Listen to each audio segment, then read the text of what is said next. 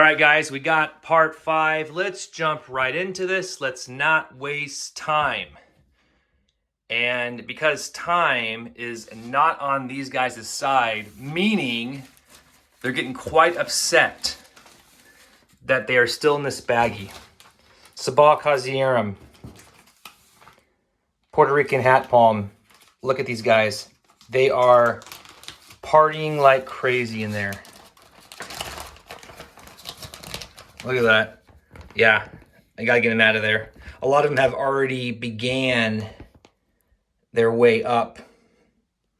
They've already established their roots and they're going the other way. So I really need to get them out of here and put them in these little pots. Now these came from outside. Again, it's been cold in Portland.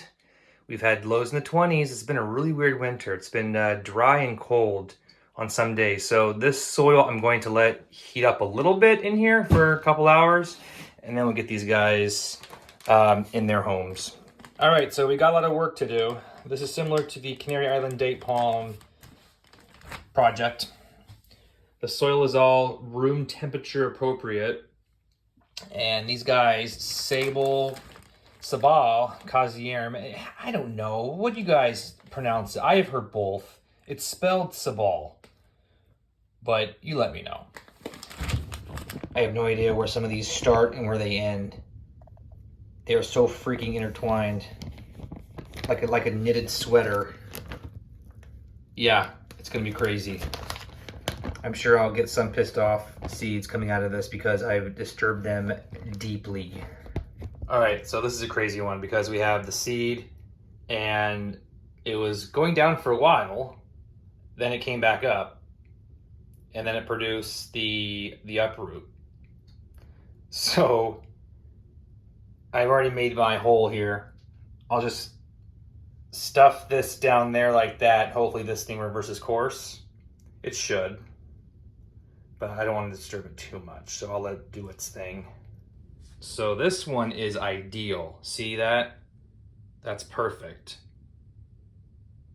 Yep, that's about as good as it gets in terms of how it comes from that bag in that condition. So this will go straight into that hole with this showing slightly above the surface.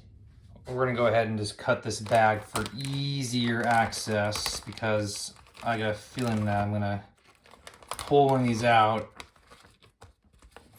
and pull much less of it than I would have wanted, aka breaking it. All right, let's go over here. Okay, here we go, close up. Yeah, these did very well.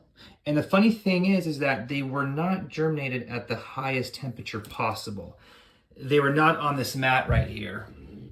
They were sitting on this shelf, second level up. So they were exposed to maybe low 70s, low to mid 70s. So it wasn't crazy warm, which is interesting because despite them being a Sabal, again, Sabal, whatever, species, these are from Puerto Rico. So they're used to tropical climates and probably need warmer germination temperatures. But they obviously did just fine. Okay, let's get this bad boy out of here. That's not terrible. I can work with that. Again, just kind of put it in the hole there. And I'll fix this. Well, the Puerto Rico hat palm delivered a perfect 12 out of 12. Well done.